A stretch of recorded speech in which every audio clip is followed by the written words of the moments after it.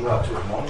Donc, il y a une pensée qui m'est venue à l'esprit parce que le frère Joël était en train de louer le Seigneur.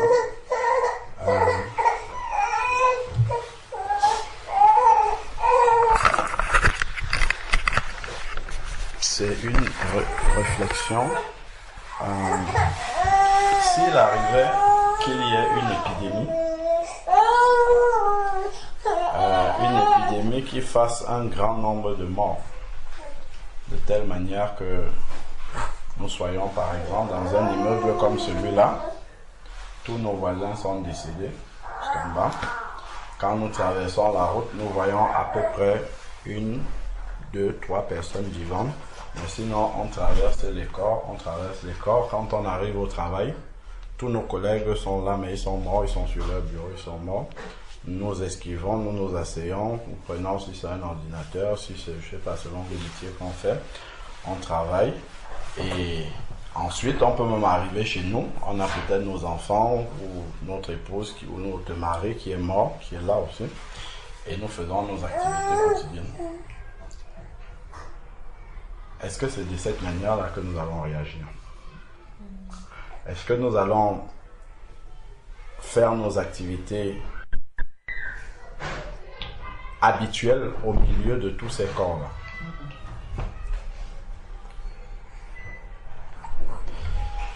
C'est vrai que même par rapport aux dispositions de santé publique, quand il y a des corps comme ça, on craint une épidémie, que l'épidémie, qu'il y ait une contagion, même des morts aux vivants.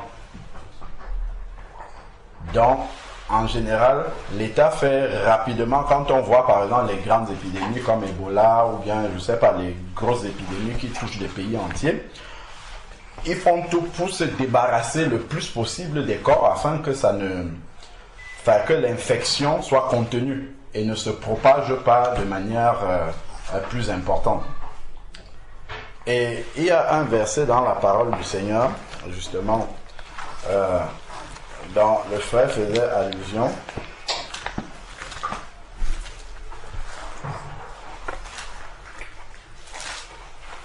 C'est dans Éphésiens chapitre 2.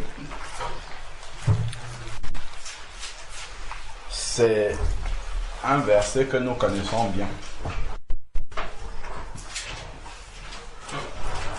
Mais la conscience de ce verset-là disparaît avec le temps. J'avais vu un reportage, peut-être certains d'entre vous ont vu, ça s'était passé au Cameroun. Il y a une famille qui s'était convertie. Bon, je ne sais pas, en tout cas, c'est d'après le reportage, cette famille-là s'était convertie à Jésus-Christ. Et l'épouse du monsieur est décédée. Donc, il avait des enfants. L'épouse est décédée. Et en fait, ils disent que Dieu leur aurait donné une révélation disant que l'épouse devait ressusciter. Donc, ils n'ont pas enterré la femme. Ils l'ont gardée dans la chambre où elle dormait habituellement, dans la chambre. Et le mari venait se coucher à côté de son épouse décédée tout le temps. Jusqu'à ce que... Bon, ils ont pris des dispositions pour que la famille ne rende plus visite, ainsi de suite. Mais la famille, au bout d'un certain temps, je ne sais pas, ça a mis des mois, au bout d'un certain temps, a commencé à... Bon, déjà, c'est une famille qui s'était mise en retrait un peu par rapport au reste de la famille, étant donné qu'ils étaient convertis, on les taxait d'appartenir à une secte, tout ça. Et donc du coup, ils empêchaient la famille de venir chez eux.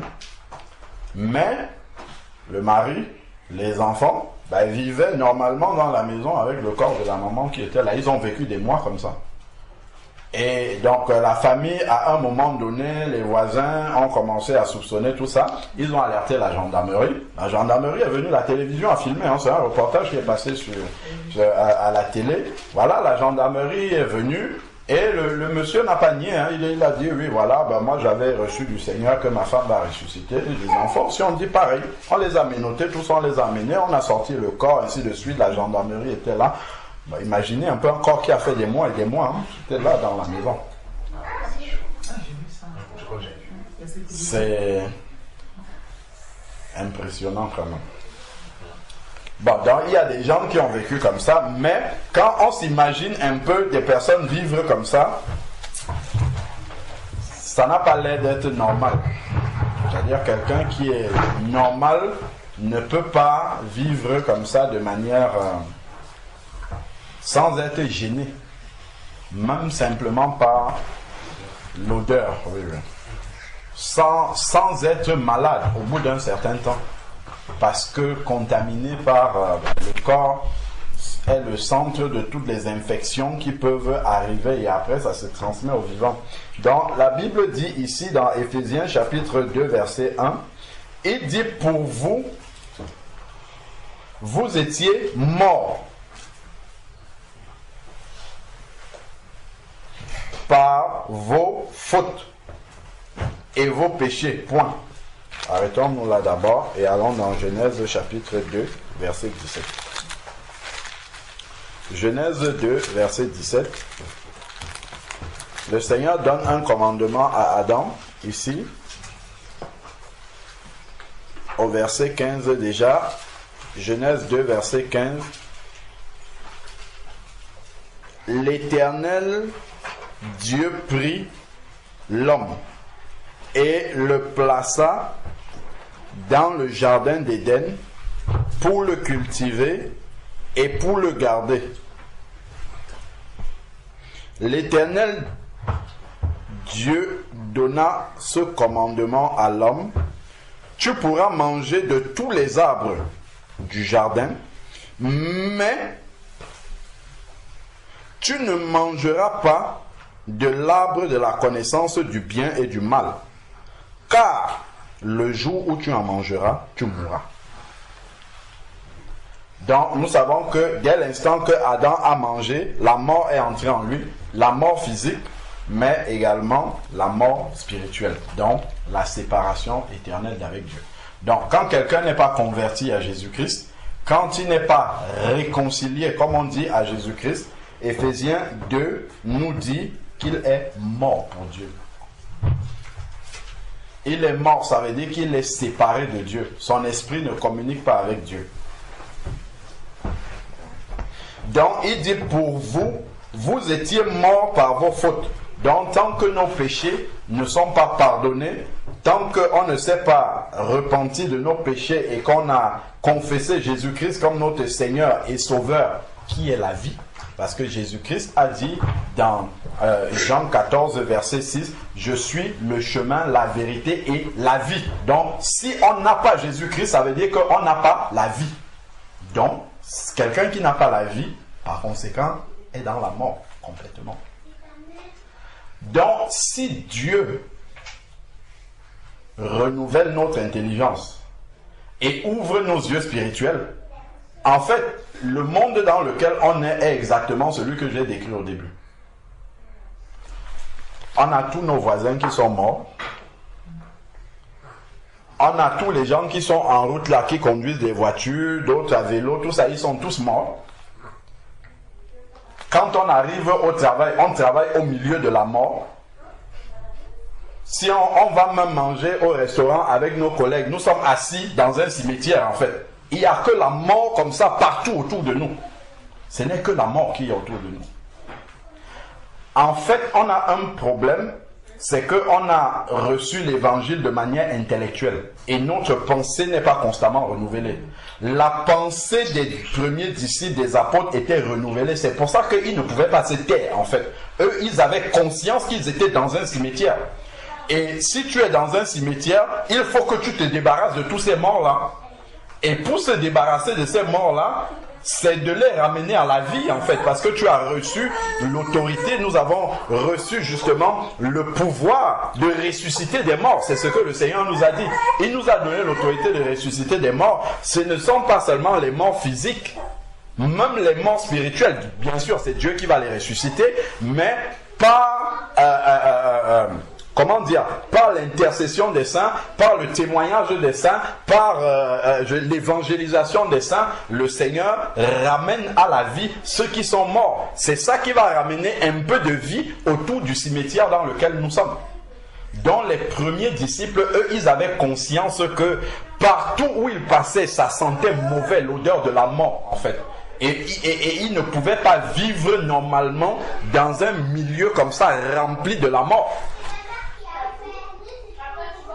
C'est difficile, hein? Moi, je n'arrive pas à rester comme ça avec mes collègues et manger à midi. Ce n'est pas possible. Parce que les conversations, tout ce que j'entends à longueur ça sent la mort, en fait. Ce n'est que la mort. Je ne peux pas supporter de rester comme ça. Si je ne peux pas m'asseoir et parler du Seigneur, je préfère m'isoler, rester seul. Parce que tout ça, en fait, quand j'entends les conversations, ça rappelle la mort seulement. Ça sonne la mort, en fait. C'est la mort partout. Quand tu vois les raisonnements, tu vois la manière, les conversations, tu vois comment le péché est devant. En fait, ça sonne la mort partout. Et en fait, on ne peut pas être à l'aise avec ça. On ne peut pas supporter de rester comme ça. Projetons-nous dans la mort physique. En fait, c'est parce que justement, nous marchons par la vue. C'est pour ça qu'on a besoin de s'imaginer d'abord comment physiquement ça serait pour se projeter spirituellement et voir la réalité des choses. Physiquement, on ne pourrait pas supporter de rester avec un mort. Comme le monsieur dont on parlait au début, là, rester avec la mort constamment comme ça. À longueur de journée, c'est la mort, on parle, c'est la mort en face, c'est les raisonnements de mort qui viennent. En fait, c'est ça, hein. C'est celui qui n'a pas le Seigneur, qui est mort, qu'est-ce qu'il peut produire? Les paroles de mort, les conversations de mort, les réflexions de mort, les projets de mort, tout en fait l'enfonce davantage dans la mort. Mais comment un vivant peut être à l'aise au milieu de ça? Ce n'est pas possible. C'est pour cette raison-là que, d'une manière naturelle, en fait, quand tu t'assois à côté de la mort, tu t'assois à côté de quelqu'un qui n'est pas converti, la première chose qui bout en toi, c'est que, quand est-ce qu'on arrive à parler du Seigneur? Ce n'est que ça. En fait, si ça ne vient pas, je ne sais pas. C'est que en fait, on s'est tellement habitué à l'odeur de la mort que finalement on vit avec la mort. On parle avec la mort, on peut même faire des conversations sur mais ayant oublié en fait que nous sommes vivants et lui il est mort en fait. On est pris dans cet engrenage-là en oubliant que en fait c'est avec un mort que nous sommes en train de parler. Mais ça, on ne pourrait pas le faire physiquement. Ce n'est absolument pas possible. Imagine un peu, tu vas à la morgue de je ne sais pas quel hôpital là, tu ouvres, on te montre les corps comme ça, tu sors les tiroirs, tu commences à parler. Les gars, comment vous allez... Non, vous avez vu le match du Barça hier, c'est pas possible. En fait, on ne pourrait pas faire ça. Mais c'est ça qu'on fait physiquement. C'est-à-dire qu'on entre dans des conversations, on est tellement emballé là-dedans qu'on a oublié qu'en fait, le plus important, c'est que lui, il est mort, moi, je suis vivant. Et tant que je le laisse comme ça, il reste dans la mort et moi, je suis dans la vie. Parce que si le Seigneur arrive là, à l'instant où nous sommes là, en train de parler, c'est là où la mort va se manifester, tout de suite. C'est là où on va voir que, oui, en fait, il est mort véritablement et toi. Si nous avions foi que nous avons l'autorité réellement de ressusciter les morts physiquement, qu'est-ce que nous ferions? On ferait le tour des hôpitaux. Vrai ou faux? Annoncer, c'est où qu'il y a un deuil. On devait se partager les villes, même Paris ne serait pas suffisant. On devait se partager toutes les villes de la France. On arrive dans chaque hôpital, sortez les morts. C'est où qu'il y a des deuils là. On arrive, toi au nom de Jésus, lève-toi. Au nom de... C'est ça qu'on ferait. C'est si on avait réellement conscience qu'on a l'autorité de ressusciter les morts, on ne laisserait pas les gens dans le deuil autour de nous. On n'irait pas pleurer avec eux. On arriverait, on ressusciterait des morts pour que les gens soient dans la joie. Mais justement, non seulement nous avons l'autorité des morts physiques, mais surtout des morts spirituelles, parce que ça passe par nous en fait. Ça passe par bien sûr, Dieu peut appeler quelqu'un sans utiliser un être humain, mais c'est nous qui l'a laissé pour faire ça. C'est pour ça qu'il dit dans 2 Corinthiens chapitre 5 verset 16 et suivant, il dit qu'il nous a donné la parole de la réconciliation. Donc il faut la sortir, cette parole-là. Il faut sortir cette parole de réconciliation qui peut ramener quelqu'un à la vie ou tout au moins faire prendre conscience à cette personne qu'elle est morte. Parce que le drame, c'est que le mort ne sait pas qu'il est mort. C'est toi qui es vivant qui peut lui dire, toi tu es mort en fait.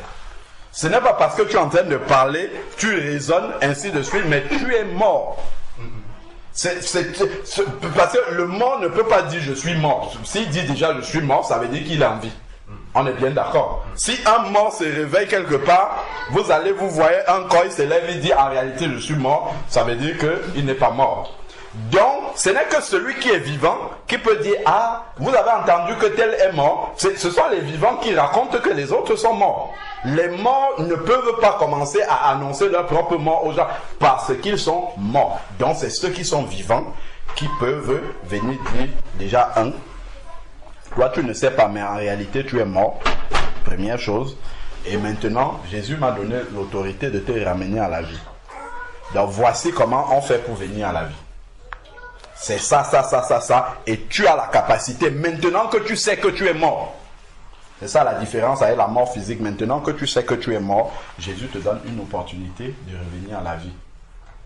Et maintenant, il va ouvrir tes yeux pour que tu puisses regarder que partout là, il n'y a que le cimetière. Cimetière, partout où nous passons, ce n'est que le cimetière. Et justement, l'avancement du péché, la conscience de la grandeur du péché doit nous rappeler à quel point le monde est dans la mort, le monde dans lequel nous vivons.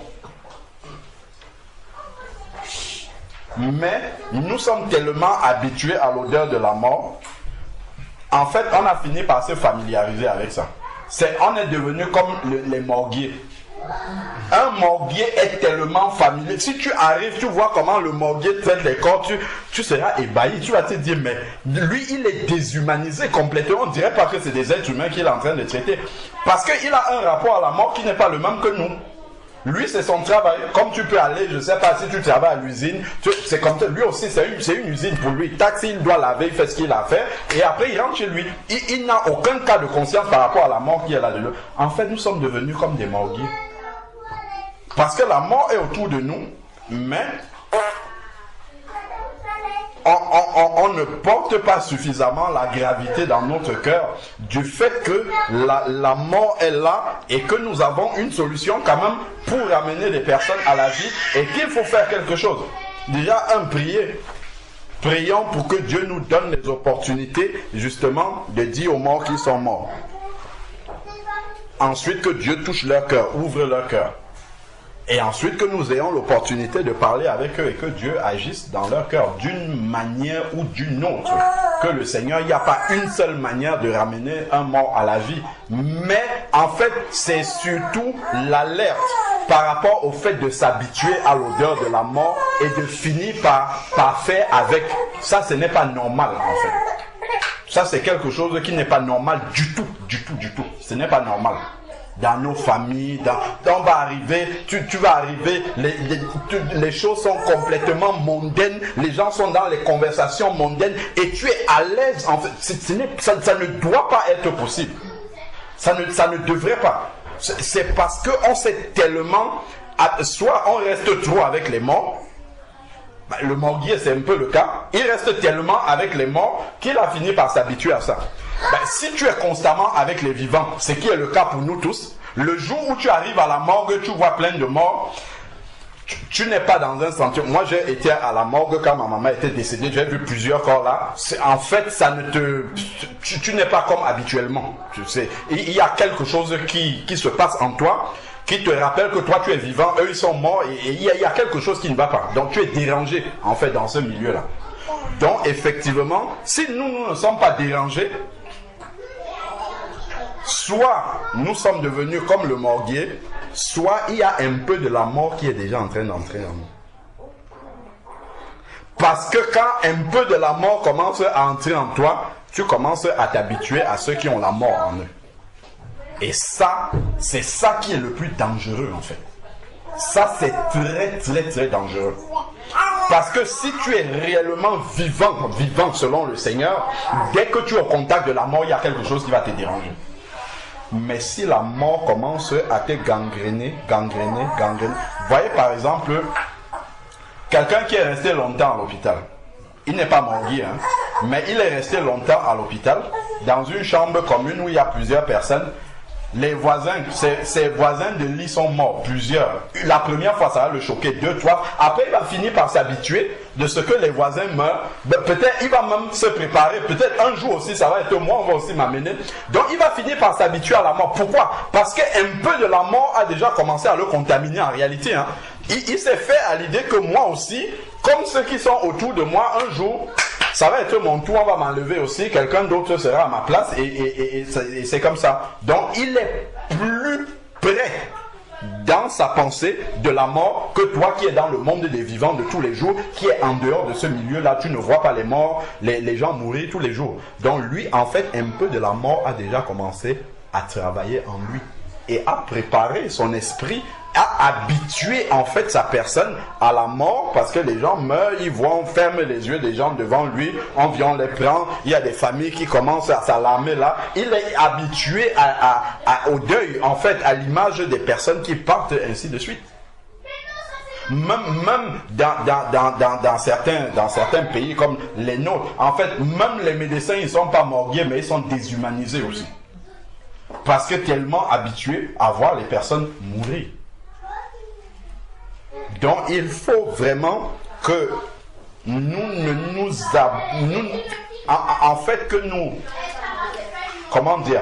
que nous nous examinions régulièrement et que nous ne nous habituions pas à l'odeur de la mort.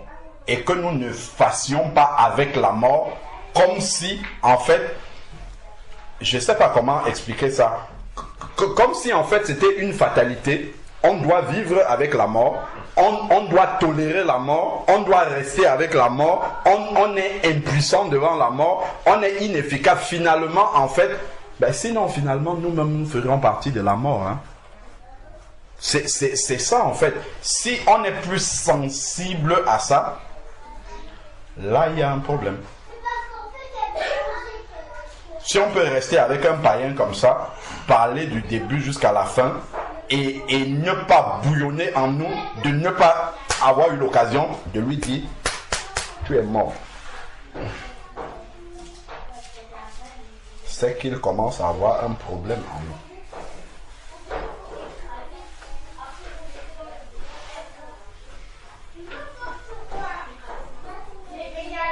Parce que en fait il ne faudrait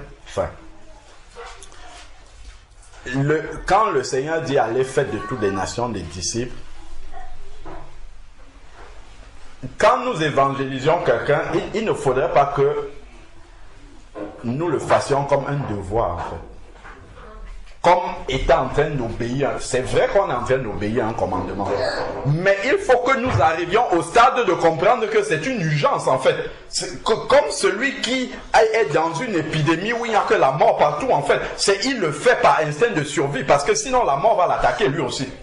Donc il faut qu'il ramène un peu de vie autour de. C'est pour ça qu'il va aller enterrer. On fait souvent les fosses communes. On enterre les gens en masse pour éviter que la mort continue à se répandre. Donc nous aussi, ça doit être dans cette optique-là en fait que nous apportons, nous essayons d'apporter la vie à ceux qui sont morts. C'est une question de santé publique, c'est une question de danger en fait, danger public. On doit se sentir en danger par rapport à la mort. Parce que si la mort continue à monter, si on n'est pas suffisamment vivant, la mort va nous atteindre nous aussi. C'est pour ça que quelqu'un qui se convertit, quand la Bible nous dit dans 1 Corinthiens chapitre 15, je crois, verset 33, où il dit, ne vous y trompez pas, les mauvaises compagnies corrompent de bonnes mœurs. En fait, si tu es converti et que tu marches avec des inconvertis, tu es constamment avec la mort. En fait, la mort va finir par t'atteindre. C'est sûr et certain que si tu n'es pas... Parce que tu vas t'habituer à la mort. Tu vas devenir comme le morguier et finalement, l'odeur de mort qui tape tout le temps, après ça va commencer à t'infecter. Toi aussi tu vas tomber malade et après ça va être la mort. Et malheureusement, tu ne vas pas te rendre compte, puisque le mort ne sait pas qu'il est mort. Tu ne vas pas te rendre compte que tu es passé de la vie à la mort. Comme le mort ne peut pas dire « Ah, je suis mort, je me souviens, c'est à tel moment que je suis mort. » Il ne sait pas. Il est mort. Donc, de la même manière, tu es vivant, tu parles, tu dis, après, tu vas rentrer dans la mort. Ça va commencer par le compromis, en fait. Tu es avec ceux qui ne donnent pas la lumière, ils n'ont que les ténèbres. Au début, comme toi, tu es vivant, ça c'est ténèbres. Ça c'est ténèbres, ça c'était... Oh, toi toujours, tu es en train de dire ceci, tu ne fais pas ceci, tu ne fais pas cela, tu te crois saint, tu te crois ceci, et puis tu commences à ramener, tu diminues le standard de sainteté parce que tu veux faire plaisir à tout le monde, tu diminues, et après finalement tu es dans la mort, tu fais la même chose que celui qui est mort. Là, en fait, ton esprit est en train de s'éteindre déjà. Parce que l'échelle de vie, tu dois vérifier ton échelle de vie avec ceux qui sont vivants, pas avec ceux qui sont morts. On compare l'état de santé de quelqu'un par rapport à quelqu'un qui est sain, en fait. C'est là qu'on voit que non, celui-là il est malade. Quand on compare sa santé avec quelqu'un qui est sain, on ne compare pas la santé de quelqu'un avec celui qui est malade. C'est avec celui qui est sain qu'on compare la santé. On dit non, il y a une différence entre celui-ci et celui qui est en santé, donc toi tu es malade. C'est comme ça qu'on décèle la maladie. Donc, nous aussi, nous devons faire vraiment attention à ne pas s'habituer comme ça à la mort parce qu'elle va nous attaquer. Le malin qui est le prince de la mort c'est travailler progressivement, tout doucement, jusqu'à ce que nous arrivions à une mort complète sans nous en rendre compte. Et là, il restera donc la forme extérieure de la piété dont parle Timothée.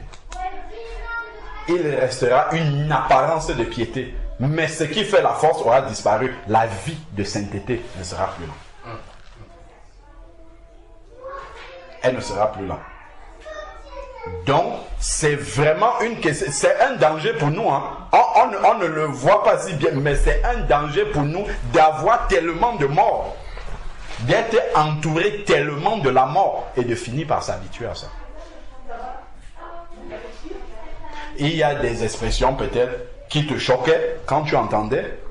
Tu l'as tellement entendu que finalement ça ne dit plus rien à ton oreille. Ça commence comme ça, les paroles grossières. Tu l'as tellement entendu. Après un jour, ça va sortir de ta propre bouche. Tu seras tellement étonné au début. Si tu ne tues pas ça, après ça va commencer à sortir. Tac, tac, tac, tac. Si tu n'es pas au milieu des personnes qui peuvent dire, oula, ça c'est quoi qui sort de ta bouche là comme ça? Puis si tu es au milieu de la mort, pour eux ils sont habitués à ça, ça sort. Après, ça devient une habitude. Tu vas parler comme ça aux enfants. Tu vas parler comme ça dehors, à l'extérieur. Et puis, c'est parti. C'est comme ça que la mort commence à te gagner. Ça peut revêtir plusieurs sortes de formes, ainsi de suite.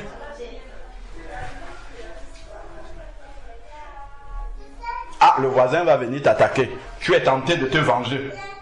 Si les pendules ne sont pas remis directement dans ton esprit, attention, un chrétien ne doit pas faire cela. Pourquoi tu me parles comme ça? Tac, il répond. En fait, tu as oublié que c'est avec un mort que tu es en train de parler. Lui, il t'envoie la mort et progressivement, tu entres dans la mort avec lui. C'est si quelqu'un qui est vivant qui arrive, mais sœur Adèle, qu'est-ce que tu es en train de faire? Est-ce que tu ne te rends pas compte qu'en face, c'est un mort? Comment tu peux discuter avec lui comme ça, te prendre la tête, essayer, est-ce que tu peux raisonner un mort? Le mort est mort, quel raisonnement tu vas lui montrer? Tu ne peux pas arriver à raisonner quelqu'un qui est dans la mort. S'il ne passe pas de la mort à la vie, tu ne peux pas le raisonner.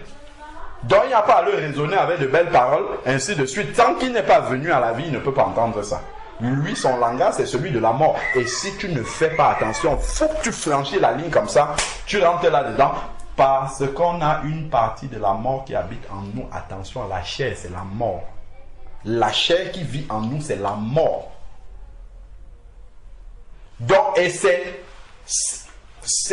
une mort qui est toute prête à se manifester à chaque fois. dès qu'on lui donne un peu d'opportunité comme ça, dès qu'on ramène un peu de mort de l'extérieur, ça réveille la mort qui est en nous. Ben, c'est comme la colère. La colère, c'est la mort qui est en nous, en fait. Hein. Il suffit juste qu'une parole mauvaise entre dans cette oreille-ci, n'est pas filtrée par le Saint-Esprit, ça touche la mort qui est déjà en nous. Il n'y a que la mort qui commence à se manifester. Ça sort. Et puis, on réagit dans la colère et ainsi de suite. Et là, la mort s'est exprimée clairement au travers de nous. Et c'est après, quand on vient s'asseoir, on dit, oula, qu'est-ce que je viens de faire? Normalement, vivant, je ne suis pas censé réagir comme ça, comme un mort. Étant dans la lumière, je ne suis pas censé réagir comme si tout était ténèbres et noir autour de moi. Moi, je vois quand même où je pose les pieds. Celui qui est dans la mort et qui est dans les ténèbres ne voit pas où il pose les pieds. C'est normal que quand il pose un pied comme ça, il cogne son pied, et il pose là-bas, c'est une pierre qu'il prend, il pose là-bas, il piétine quelqu'un. C'est normal parce que lui, il ne voit pas. Mais toi, est-ce que en voyant, tu peux passer, tu vois le pied de maman, tu piétines? Non, tu ne vas pas faire ça. Donc, vraiment, ce sont juste des petits, des petits parallèles entre la mort physique réelle et la mort spirituelle qui doivent nous aider, en fait, à chasser déjà, puisque nous voulons amener la vie là où il y a la mort, chasser la mort qui est en nous là. Laisser que la mort qui est en nous, parce que ça va rester là tant qu'on n'est pas ressuscité, que la mort reste morte en nous. Ne revienne jamais, n'essaye jamais de retrouver, lui rajouter, lui rappeler que, hey, toi là, reste là-bas. Si nous ne faisons pas ce travail-là, on va commencer à avancer du côté de la mort. Parce qu'il y a plus la mort autour de nous que la vie. En fait, c'est ça. Donc, on a plus tendance à basculer du côté de la mort que de rester du côté de la vie. Toute la vie que l'Esprit de Dieu nous conduit à avoir, c'est une vie à contre-courant par rapport à la société, par rapport à la famille, par rapport à tout ce qu'on a reçu avant. C'est à contre-courant, en fait. Et on a plus de vent contraire. En fait, nous, on avance dans le sens, il y a plus de vent contraire qui a tendance à nous ramener dans la mort. Donc, si un seul instant, on finit par s'habituer et à oublier que nous sommes vivants, c'est là où la mort va commencer à travailler en nous jusqu'à nous gagner, sachant que Satan, il est patient, il est bien patient. Il peut prendre un acquis que tu as déjà, une victoire que tu as déjà eue dans ta vie de sanctification. Il sait que celle-là n'est pas encore affermie en toi. Il commence à travailler dans ce domaine jusqu'à te faire perdre cette victoire. Petit à petit, il travaille jusqu'à ce que tu abandonnes une victoire que tu avais déjà. Ce n'est jamais gagné. Jamais. Il faut conserver, je ne sais pas moi, et il y a plusieurs choses que nous travaillons de notre ancienne vie. Si tu as déjà acquis une victoire, il faut rester, il faut veiller à garder cette victoire-là, que cette victoire-là, tu ne la perdes plus. Parce que quand tu perds une victoire de sanctification que tu as déjà eue, en fait, c'est la mort qui augmente en toi. Et Satan se réjouit. Donc, c'est important de rester vigilant par rapport à tout ça. C'est un peu abstrait, mais c'est très concret ce que nous sommes en train de faire. C'est très très concret. Parce que au quotidien, nous sommes en communion avec la mort. Donc il faudrait que nous puissions rester vigilants et ne pas commencer à accepter les raisonnements de la mort, les pensées de la mort, les attitudes de la mort, les habitudes de la mort.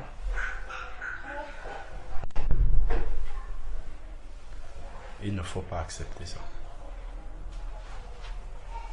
Il ne faudrait pas accepter. Quand Jésus vient, par exemple, au milieu des prostituées, quand il vient au milieu des péagers, il vient pour un travail. Et il ne vient pas pour leurs beaux yeux. Et il est centré sur ce travail. Quand il accepte d'entrer dans la maison de Simon le pharisien, il est là pour un travail. Et dès que la fenêtre s'est ouverte, quand Marie de Magdala est arrivée, elle a versé de l'huile et tout ça, elle a commencé à essuyer avec ses cheveux. Tout de suite, on voit Jésus, on voit pourquoi il était chez Simon. Il commence à dire, Simon, je suis entré ici, toi tu n'as pas fait ça, tu n'as pas fait ça, tu n'as pas fait ça. Mais elle n'a cessé de faire ça. En fait, Simon, toi tu es mort. C'est ce qu'il est en train de lui dire. C'est pour cette raison-là qu'il était là-bas. Il n'était pas pour autre chose. Il est venu pour amener la vie. C'est comme cela qu'un enfant de Dieu doit marcher aussi. Si je me retrouve au milieu de la mort, c'est pour amener la vie. C'est pour amener la lumière. Si je n'ai pas ce travail-là à faire, je n'ai rien à faire là-bas. Donc, quand je vais au contact de la mort, je dois déjà prier, Seigneur, je sais que la vie est en moi. Même donne-moi une opportunité de pouvoir ramener cette vie-là.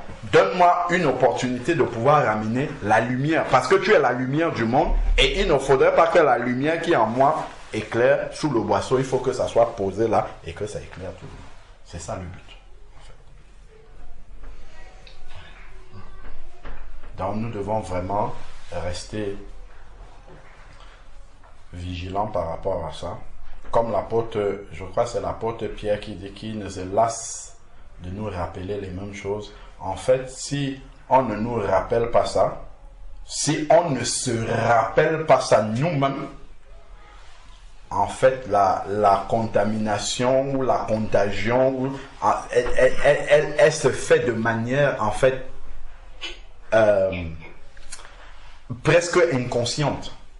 On va se retrouver comme ça, à avoir une vie de mort presque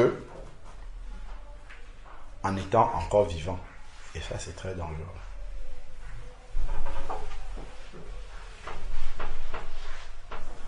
Amen. Est-ce que quelqu'un a un complément à apporter? Un témoignage surtout? Parce que ce que nous sommes en train de dire là, ce sont des aspects vraiment concrets et pratiques de notre vie avec lesquels nous serons confrontés jusqu'à ce que nous partons de la terre en fait. Nous serons toujours confrontés à ça parce que c'est pour cette raison-là que Jésus nous laisse encore sur la terre. Et il y a deux choses qu'il fait. Un, c'est de nous perfectionner pour qu'on atteigne la stature parfaite de Christ, pour chasser tout ce qu'il y a de mort en nous. Et puis de deux, de ramener la vie à ceux qui sont morts. Ce sont les deux seules raisons pour lesquelles nous sommes là. S'il n'y avait pas ces deux raisons-là, il n'y a rien qui justifierait qu'un enfant de Dieu soit encore sur la terre. C'est parce qu'il y a encore trop la mort sur la terre que le Seigneur nous laisse là pour que nous puissions dire aux morts, tu es mort. Je connais quelqu'un qui est la vie et qui peut te donner la vie. Et que nous-mêmes, nous puissions grandir davantage pour atteindre la stature parfaite de Christ. Amen. Je vais dire quelque chose. C'est que... En fait, ce que nous constatons dans le monde, c'est un message que nous n'arrivons pas, un message qui est un peu codé pour nous, pour l'Église. Je vais nous prendre un exemple.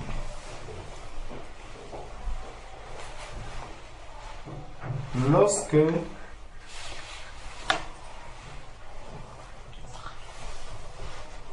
un païen, donc un mort, lorsqu'un mort voit, bon, prenons un peu l'exemple dans la mer. Le poisson qui voit un requin qui est mort, pour le crocodile, la première idée qu'il aura, c'est de faire quoi? C'est d'aller le manger, n'est-ce pas? Donc, il reconnaît que celui-là est un mort et il se dirige vers lui pour le détruire davantage. Maintenant, nous, les humains, quand un mort voit un autre mort, les morts se reconnaissent.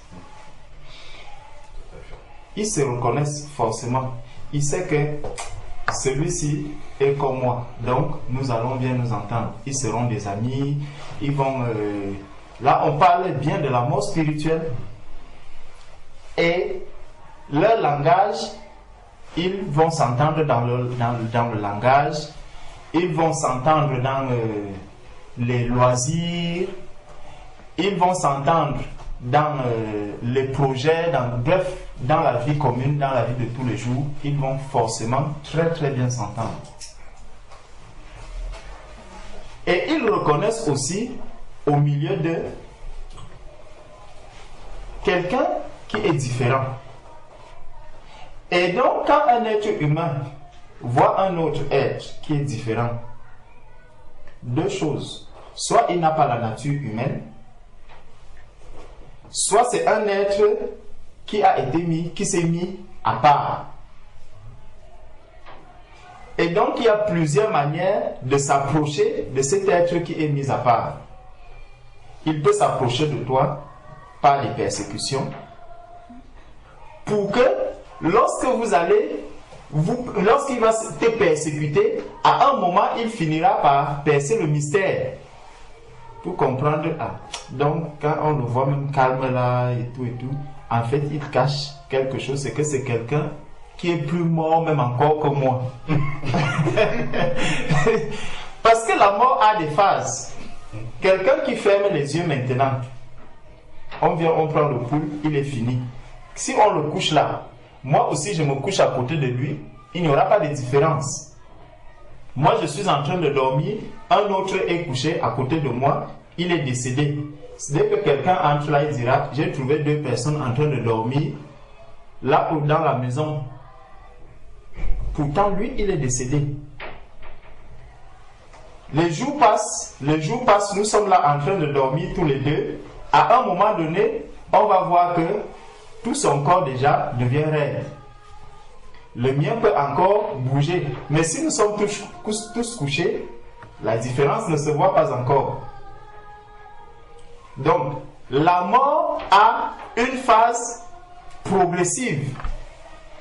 Et c'est comme ça que les signes visuels de la mort n'arrivent pas du jour au lendemain. Pour voir que tel est mort, ce n'est pas du jour au lendemain.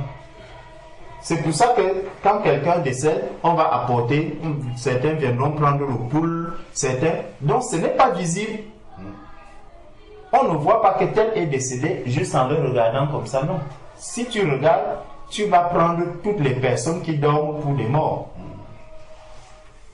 Donc on prend le pouls, on va apporter des appareils pour venir vérifier, on regarde dans l'œil, on regarde est-ce que le sang circule, est-ce que le cœur bat encore. Donc tous ces organes-là permettent d'identifier le mort. Donc la mort, en fait, on peut être debout, croire vraiment qu'on est encore vivant alors qu'on est déjà bien mort, bien avancé dans la mort. On est déjà bien avancé jusqu'au moment où c'est peut-être des mois que ce corps-là va commencer à pourrir. Encore que si on le prend, on le met à la morgue, il ne va plus pourrir. S'il est bien conservé à la morgue peut être l'environnement dans lequel on vit. Donc s'il n'y a que les ténèbres, et ça, c'est le danger que peut avoir soit un frère ou une sœur qui est marié à un homme converti, qui vit dans un milieu où il n'y a pas de communion fraternelle. C'est quelqu'un qui est vraiment dans la mort, dans des tiroirs avec les autres morts. S'il ne fait pas attention, il peut être dans un état de putréfaction très avancé mais interne. Or, à l'extérieur, il continue de tenir la Bible en main. Il continue même de chanter « Dieu est grand, Dieu est bon ». il va continuer à le faire. C'est pour ça qu'il faut faire très attention. Ce n'est pas à l'œil nu qu'on va voir un mort.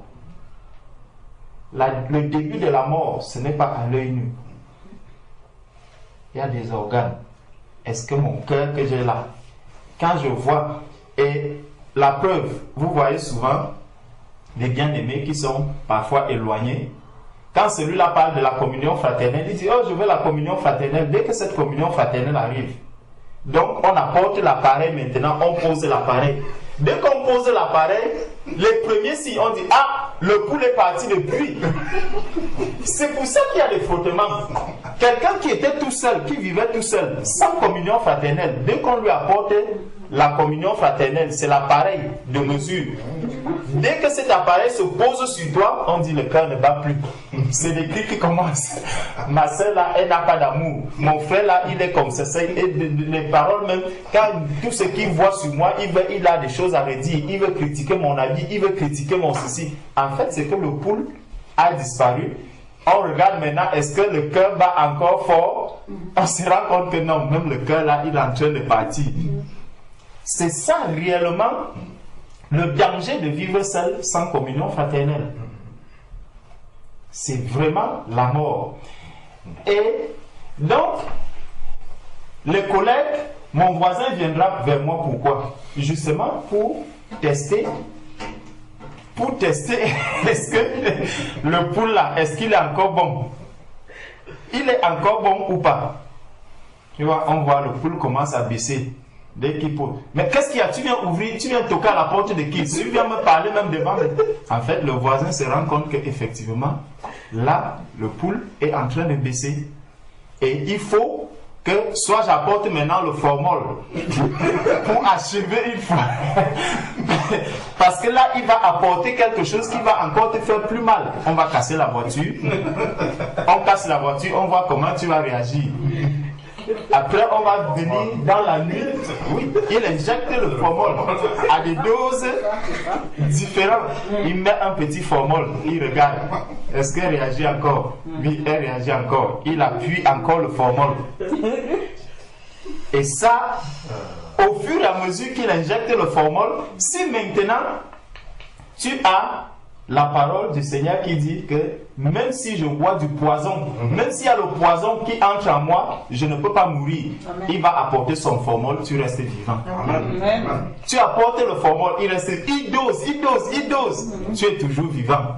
Pourquoi? Parce que j'ai gardé la parole du Seigneur en moi. Je ne vis plus parce qu'il me voit, mais c'est spirituellement que je suis en train de vivre. Je fais confiance à la parole de Dieu. Donc, il y avait une histoire quand le frère était en train de parler. D'abord, il y a deux choses. De la patience. Quand on regarde l'histoire de Caïn et Abel, le Seigneur n'a pas dit à Caïn que le péché fait du bruit devant ta porte. Ce n'est pas ça qu'il lui a dit. Il a dit le péché est couché. Le péché est couché tranquillement devant ta porte. Donc lui, il ne fait rien. Il est là, il attend. Comment il va réagir? Comment elle va réagir? Il est là. Et le Seigneur lui a dit, si tu laisses la porte, il va entrer. Directement, il est couché. Mais dès que tu ouvres, il va entrer. Donc tu as quelque chose à faire. Domine. Amen. Il dit domine. Domine sur la mort qui est là autour de toi. Il faut dominer sur cette mort. Ne laisse pas la mort venir t'envahir avec ses idées, venir te persuader de ses idées. Parce que les idées que la mort apporte, en fait, c'est pour que tu sortes de la vie et que tu te couches personnellement dans le cercueil et qu'on vienne enfermer le cercueil. Donc tu achètes le cercueil, tu poses là, tu te couches à l'intérieur et tu appelles des gens, venez fermer. Venez fermer, je ne veux plus vivre, venez nous fermer. On s'enferme nous-mêmes dans les cercueils. Beaucoup de chrétiens s'enferment eux-mêmes dans les cercueils. Parce que tu vas t'engager soit dans un projet ou dans une histoire qui n'a ni tête ni queue. Et puis à un moment, Dès que ça va arriver, imaginons un instant, tu vas maintenant, tu achètes une belle voiture, neuve. Tu prends même le crédit. Dès que tu arrives là, tu te gares. Un enfant regarde. Ah, le frère a garé sa voiture. Il apporte un fer, un tournevis. Il écrit Jésus en gros. Il écrit Jésus en gros caractère sur ta portière. Il écrit devant, il écrit derrière. Dès que tu vas arriver, tu ne verras même plus que c'est Jésus qu'on a écrit dessus. Tu vas t'enflammer. Pourquoi tu allais acheter une voiture neuve? Si c'était une vieille voiture, tu allais déjà voir que, gloire à Dieu, on reconnaît que je sais Jésus. On est venu écrire Jésus sur ma porte. Tu n'iras même pas voir un taulier. Tu vas laisser ça là. Mais parce que tu as cherché une voiture qui est neuve, tu as voulu faire comme les autres, tu as acheté ton cercueil, tu as posé. Maintenant, on vient donc te fermer. Tu appelles les enfants que venez me fermer dans le cercueil. C'est ça. Il y a beaucoup de choses que nous faisons qui sont des cercueils dans lesquels nous-mêmes nous enfermons. Et le diable va utiliser tous les moyens possibles pour que toi-même, avec ton propre argent, tu achètes ton cercueil. Il va te dire que non, ce n'est pas moi qui vais acheter le cercueil, c'est toi-même qui iras acheter ce cercueil-là. Mais si tu gardes la parole du Seigneur, tu vas dominer sur lui. Donc, il y avait ce cas. Et maintenant, quelqu'un d'autre qui a rencontré Jésus dans Luc 8, le fou de Gadara, qui vivait où? Dans le cimetière. Regardons, quand on vit dans le cimetière, est-ce que nous sommes donc différents de lui d'abord? Parce que dans la Bible, c'est de cet homme qu'on nous parle qui était un être vivant, mais qui vivait dans le cimetière. Et il ressemblait à qui? Prenons un peu Luc 8. Dans Luc 8, on nous dit: ils abordèrent dans le pays des Gazaréniens, qui est vis-à-vis de la Galilée. Lorsque Jésus fut descendu à terre, il vint au-devant de lui un homme de la ville qui était possédé. On l'appelle un homme de la ville qui était possédé de plusieurs démons. Depuis longtemps, il ne portait point de vêtements et avait sa demeure non dans une maison, mais dans les sépulcres. Donc, il vivait dans les sépulcres. Donc, nous aussi, aujourd'hui, nous vivons dans un bel appartement et tout, mais autour de nous, on nous dit que il n'y a que des morts. C'est tout un cimetière. Donc, nous sommes en train de vivre exactement dans un cimetière. Tu vis dans un cimetière. Et celui qui vit dans le cimetière, qui ne va pas faire la distinction, qui ne va pas distinguer entre mon voisin qui est mort, ma voisine qui est morte, tous ceux qui sont là autour de moi qui sont morts, et peut-être un voisin aussi qui est là, bien qu'il soit mort, mais qui de temps en temps ouvre les yeux parce qu'il voit le poids de la vie qui est tellement difficile. Mais de temps en temps, il ouvre les yeux, il se dit: oh, est-ce qu'il y a quelqu'un qui pourra venir à mon secours? Si je n'ai pas les yeux ouverts, je vais confondre tout ce monde-là. Et je n'aurai même pas à discerner ni à voir que, hey, celui-ci, on a lancé une bombe ici, tous sont décédés. Mais je vois quand même celui-ci, c'est comme si ses paupières bougent. C'est comme si ses paupières bougent. Il faut que je lui vienne au secours. Donc, nous pouvons être dans un cimetière des gens qui ne sont pas encore enterrés, parce que tous ces morts qui sont autour de nous ne sont pas encore enterrés. Ils ne sont pas encore enterrés. Et il faudrait donc que l'on soit vigilant et que l'on puisse regarder vraiment comment je vais regarder. Est-ce que c'est avec les yeux de la chair? Il faut que je prie. Que je prie pour mes voisins, que je prie pour tous ceux que je rencontre, que je prie pour mes collègues. Gloire à Dieu, parce qu'aujourd'hui, on a commencé à prier pour nos voisins, on a prié pour nos collègues dans la louange. Donc, il faut prier beaucoup pour cela, pour que le Seigneur m'ouvre les yeux, afin que ceux qui sont là et qui voient ce que nous sommes en train de faire, parce que quand quelqu'un est couché, quand il ouvre les yeux, qu'est-ce qu'il fait? Il s'attend à ce que quelqu'un lui vienne au secours. Il s'attend à ce que quelqu'un lui vienne au secours. Et s'il voit donc que tu ne lui viens pas au secours, qu'est-ce qu'il va faire? Il viendra toquer à ta porte. Qu'est-ce que tu fais même là-bas dedans? Tu fais du bruit. Ton bruit là me dérange. Il veut que tu ailles. Tu lui dises vraiment, bonjour voisin. Aujourd'hui, je suis en train de prier. Est-ce que vous pouvez venir à la maison? J'ai organisé un petit barbecue. J'aimerais manger ce barbecue avec vous en priant. Mais vous croyez même en Dieu? Ceci, vous commencez à parler, vous commencez à causer. C'est pour ça que le voisin vient toquer à la porte.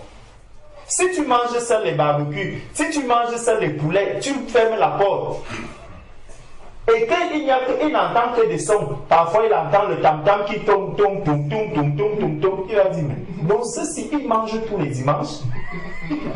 Ils font la fête tous les dimanches. Et moi, je suis son voisin le plus proche. Je vois les gens venir de loin pour venir manger avec elle. Donc, c'est ton bruit. Il faut donc que tu encercles ton bruit, que tu le fermes, qu'il ne traverse pas chez moi. S'il traverse chez moi, je viendrai toquer pour te dire. C'est un signal qu'on te lance. Que ma soeur, ne mange pas seule. Ne mange pas seule. Pense à moi, je suis à côté. Donc, comme toi, tes oreilles ne sont pas ouvertes, il viendra donc devant pour toquer, pour que tu lui ouvres et qu'il entre. Amen. Donc, c'est un signal qu'il t'envoie. Le fou de Gadara, il était là.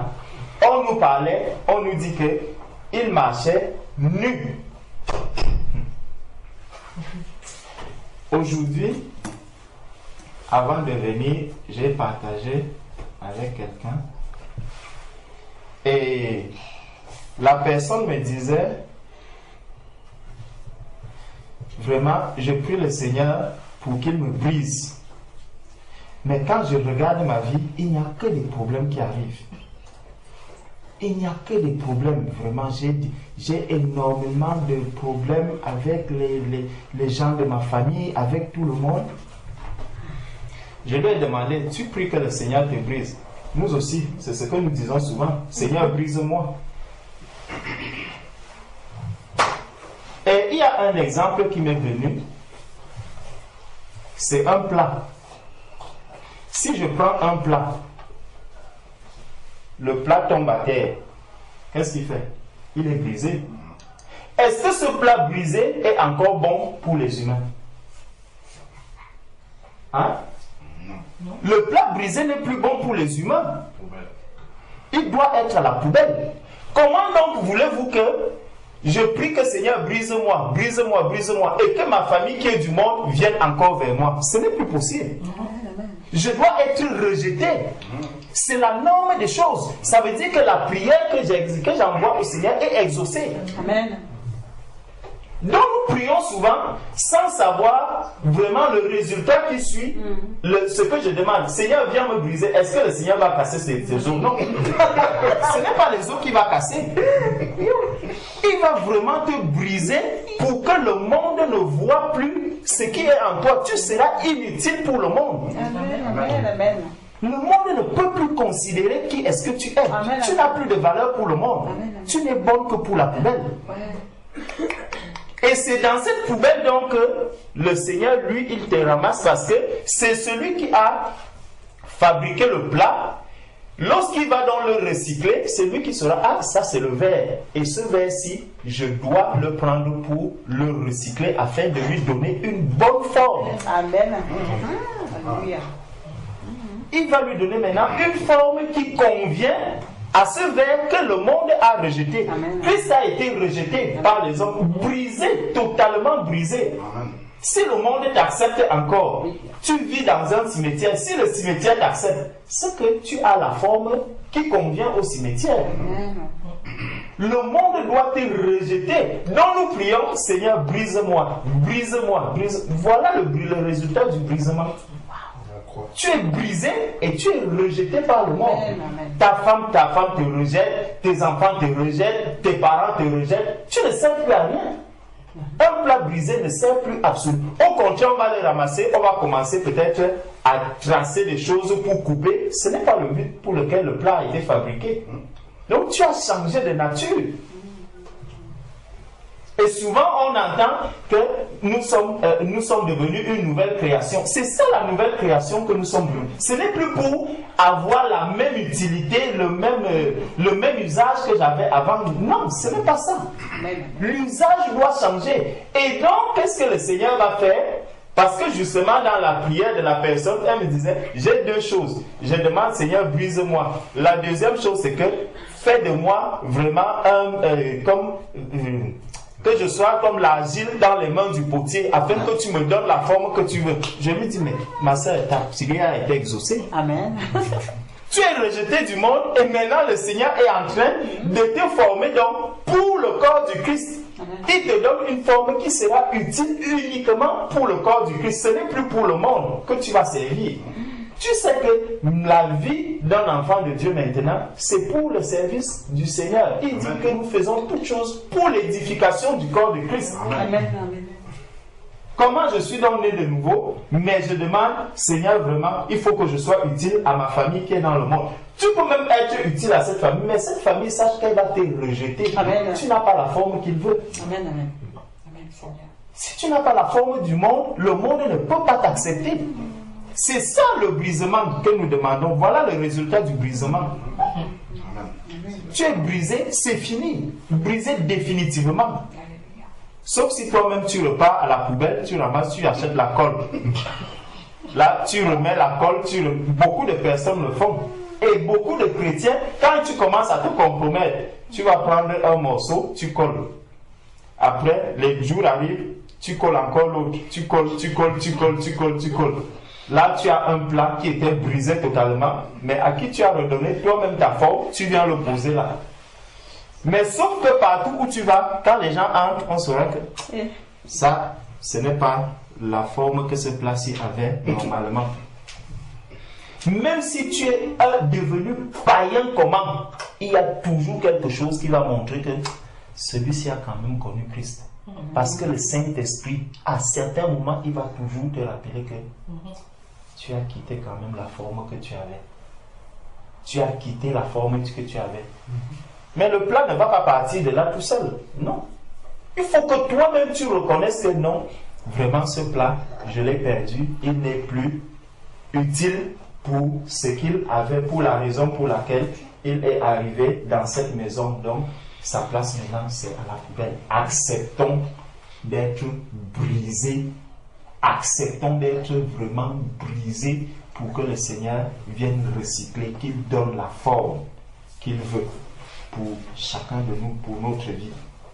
Donc, le fou de Gadara, c'était une parenthèse. Amen. Amen.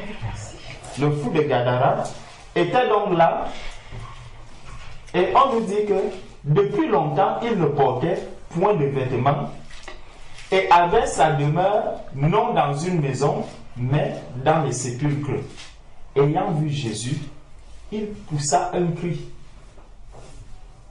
Nous sommes les représentants de Christ sur la terre.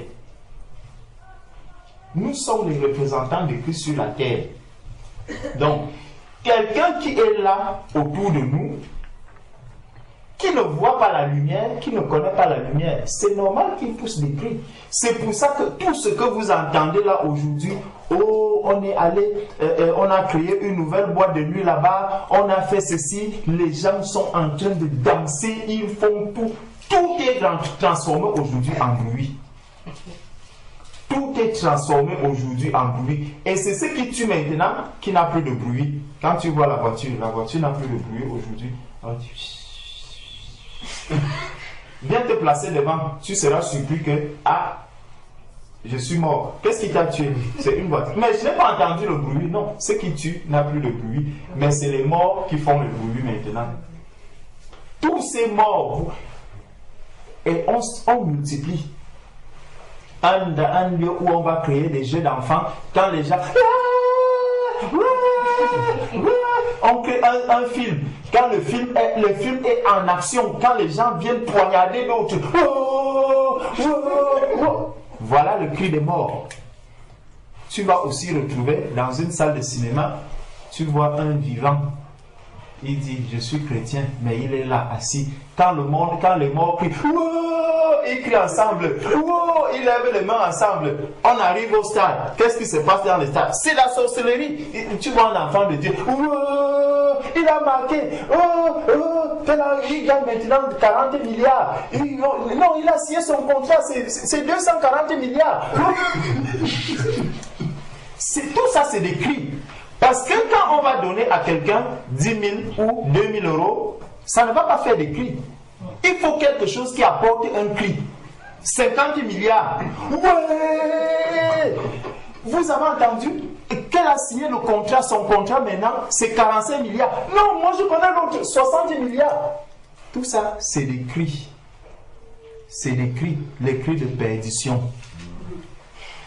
L'Église doit être vigilante. Quand on entend tout ça, que tout cela nous enseigne.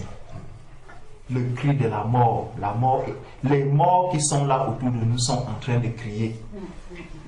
Vous voyez des jeunes qui traînent, quand ils mettent la musique, ils mettent à fond. Ils crient. Les gens ne dorment même pas. Il faut que la police vienne. Et quand la police arrive, ils vont encore crier, les insulter et tout. Ça, c'est des cris des morts. Vous voyez vraiment un enfant de Dieu se mettre à crier de la sorte? Non. Le cri de la mort se fait entendre dans les oreilles. Est-ce que les enfants de Dieu vont rester indifférents? Combien nous prions pour ces personnes? Combien nous prions pour ces jeunes? Combien nous prions pour toutes ces personnes qui vont dans les boîtes de nuit, qui font ceci, dans les salles de cinéma, dans les salles de spectacle. Quand vous entendez à un jour, oh, le stade s'est écoulé à tel endroit, il y a des centaines de morts. Qui en a gagné? Le diable a précipité des personnes. Si l'Église ne prie pas, si l'Église ne fléchit pas les genoux, on va faire comment? Toutes ces personnes, toutes ces âmes, elles vont périr et sous nos yeux. Donc, on nous dit, ayant vu Jésus, il poussa un cri, se jeta à ses pieds et dit d'une voix forte, qu'y a-t-il entre moi et toi, Jésus, Fils du Dieu très haut? Je t'en supplie, ne me tourmente pas. Ne me tourmente pas. Vous pensez vraiment que quand un saint est quelque part et que tes collègues ne t'aiment pas, tous ceux qui tes voisins ne t'aiment pas, c'est parce que tu les tourmentes, même dans le calme. Dans le calme, tu les tourmentes. Nous tourmentons ceux qui sont autour de nous qui n'ont pas le Seigneur. Nous devons en être conscients. Et pour que celui-là ne soit plus tourmenté, il faut que tu fasses quoi? Que tu lui tendes la main. Que tu lui dises que vraiment, l'état dans lequel tu es, j'étais aussi comme toi. Mais voici l'état dans lequel je suis passé. Je ne connaissais pas Christ. Christ m'a donné la vie. au moins celui-là, toi-même, tu verras que dans son état de tourment, s'il refuse de t'entendre, il va commencer maintenant à te fuir. Il ne va plus venir te tourmenter toi, mais il va fuir. Il va prendre son chemin. Quand il te voit arriver, non, il prend son chemin. Celui-ci, non, lui, il parle toujours de Dieu. Je ne veux plus me mettre. Voilà comment nous avons la paix. Tu es en paix parce que tu sais que je lui ai montré la vérité. Il a refusé cette vérité. Et là, il commence à fuir. Il fuit la vérité. Donc, les morts qui sont autour de nous sont tourmentés par notre présence. Voilà quelqu'un qui a vécu dans le cimetière avec les morts, mais malgré le fait qu'il y avait des démons et tout, il n'a pas supporté. Il n'a pas du tout supporté le cimetière. Les cimetières que nous aimons aujourd'hui, nous plaisons dans les cimetières. Voici quelqu'un nous dit qu'il avait des démons sur lui. Le cimetière, il a compris que ce n'est pas l'endroit dans lequel un enfant de Dieu doit rester. Une créature, parce qu'il n'est pas encore enfant de Dieu, une créature ne doit pas rester dans le cimetière. Les enfants de Dieu, aujourd'hui, nous commençons à nous plaire dans ces cimetières. Donc, il crie d'une voix forte: qu'y a-t-il entre moi et toi, Jésus, Fils de Dieu très haut? Je t'en supplie, ne me tourmente pas. Car Jésus commandait à l'esprit impur de sortir de cet homme dont il s'était emparé depuis longtemps. Jésus demande à l'esprit impur de sortir de cet homme. Cet homme qui n'avait pas le Seigneur, il y avait l'esprit impur en lui. Je suis étonné qu'aujourd'hui, dans la vie d'un enfant de Dieu, le corps d'un enfant de Dieu, qu'on me dise aussi qu'il y a un esprit impur à l'intérieur. C'est impressionnant. Quelqu'un qui vit. Et c'est tout ça pourquoi? Parce qu'on s'habitue à la mort. Et les choses de la mort nous affectionnent même déjà. Nous commençons à nous affectionner de ces choses de la mort. C'est pour ça que quand je vois quelqu'un qui est mort, je vois les vêtements. Regardez un peu quand on enterre le mort maintenant. Qu'est-ce qu'on va aller? On va lui acheter un beau costume, une belle chemise, cher, bien cher, des belles chaussettes, des beaux gants. C'est des choses que les vivants font quoi? Convoitent. Nous convoitons ces choses. Quand tu arrives, vraiment, il était bien habillé. Hein? Il était chèrement, on l'a enterré cher. Vraiment, c'est vraiment, je vous assure, sa famille, et il lui a manifesté vraiment beaucoup d'amour. Hein? Sa famille lui a manifesté beaucoup d'amour. Il a été enterré comme un président. Mais nous oublions une chose. Dès qu'on ferme ce cercueil, tout ce qu'il portait là-dedans n'a plus de valeur. C'est dans la terre. Aujourd'hui, quand on voit quelqu'un qui n'a pas Christ, il a des démons, comme on nous dit ici. On vient aussi aujourd'hui me dire que, enfant de Dieu, le temple du Saint-Esprit, je dois aussi m'habiller de ces démons. Je dois aussi porter des démons en moi. Quel rapport est-ce qu'il y a entre un mort et moi?